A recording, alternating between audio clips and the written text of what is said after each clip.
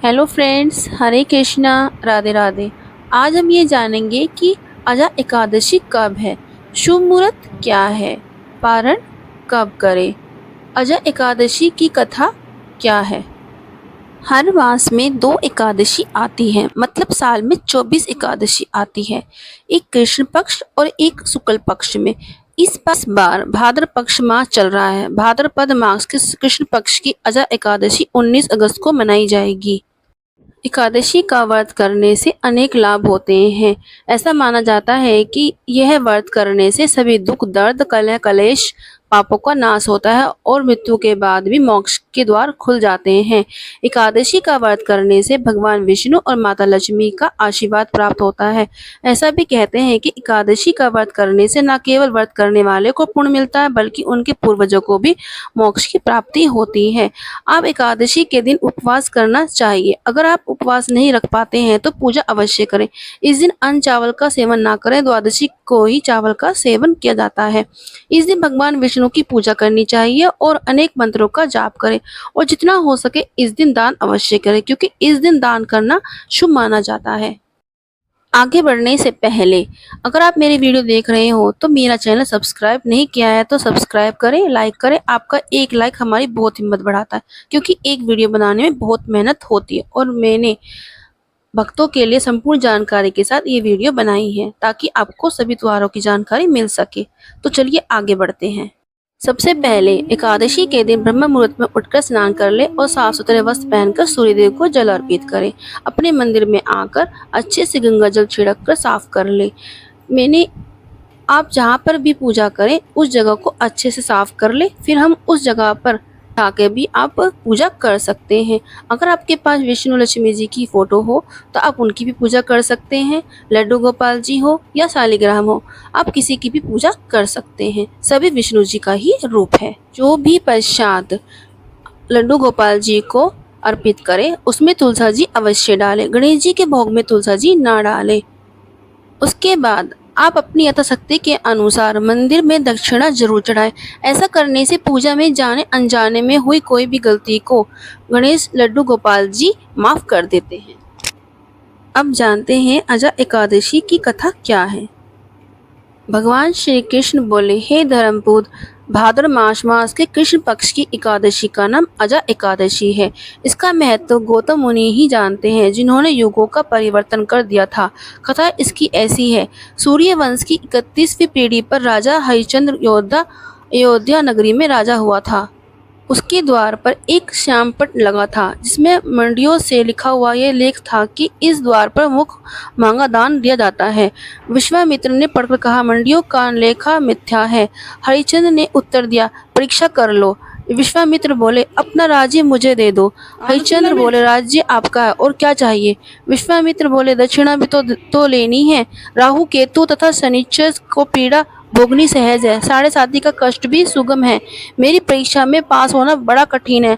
आपको मुद्र चलाने पड़ेंगे। तुम्हारी रानी को दासी बनना पड़ेगा। यदि इन कार्यों करने से आपको भय नहीं हो तो श्री गणेश करके हमारे साथ काशी चलो। राजा ने धर्म का सत्कार किया। आप भंगों के सेवक बने। रानी दासी हो गई। पुत्र को नाग बनकर डस लिया। ऐसी आपत्ति में भी उसने सत्य का त्याग न किया, परंतु मन में शौक की अग्नि भड़क उठी। उस समय गौतम मुनि के दिल में दया आ गई। राजा हरिश्चंद्र के पास आकर कहा, तुम आजा एकादशी का विधि पूर्वक व्रत करो, समस्त संकट दूर हो जाएगा। ऐसा कहकर गौतम मुनि अंतर ध्यान हो गए। राजा ने विधि सहित आजा एकादशी का व्रत किया। उसके प्रभाव से स्वर्ग में उनका जय जयकार हुआ। अपने सामने ब्रह्मा, विष्णु, महेश, इंद्रादित्य देवताओं को खड़ा देखा। पुत्र को जीवित तथा अपनी स्त्री को आभूषण सहित देखा। अयोध्या में आकर एकादशी का पूर्ण सत्कार किया। तब से उनके राज्य में बाल व्रत सब एकादशी व्रत करने लगे। एकादशी व्रत के प्रभाव से प्रजा सहित अंत में स्वर्ग को प्राप्त हुआ। इस कथा के महत्व का फल अश्वमेध यज्ञ के समान है। इस तिथि के दिन बादाम और छुआरे का सागर लेना उत्तम है। बादाम और छुआरे से बने पदार्थ, मेवा आदि भी आहार में ले सकते हैं, क्योंकि भगवान विष्णु जी को इस दिन बादाम और छुआरे का भोग लगाया जाता है। यह थी अजय एकादशी की कथा। आपको कैसी लगी? इस कथा को सुनने व सुनाने से सारे पाप नष्ट हो जाते हैं और मोक्ष की प्राप्ति होती है।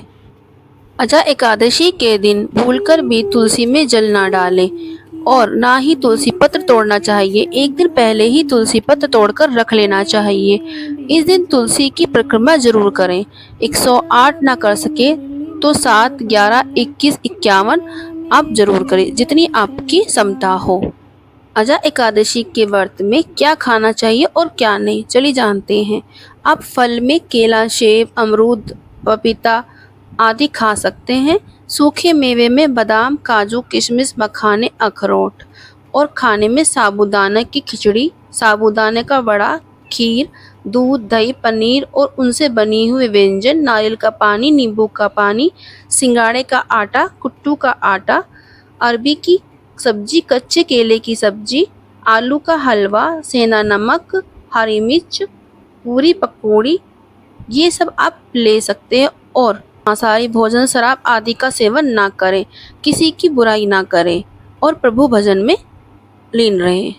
पारण का समय होगा 20 अगस्त 2025 बुधवार सुबह 5:53 से सुबह 8:29 तक कर सकते हैं।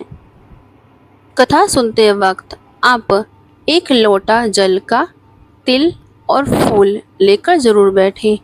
तिल और फूल हाथ में लेकर कथा सुने। कथा सुनने व सुनाने से सारे पाप नष्ट हो जाते हैं। उसके बाद कथा सुनने के बाद तिल आप लोटे में डाल दें और फूल भगवान जी के चरणों में अर्पित कर दें। उसके बाद आपने जो भी प्रसाद बनाया हो वो प्रसाद का आप भगवान जी को भोग लगाएं और फिर उसके बाद खुद भी ग्रहण करें।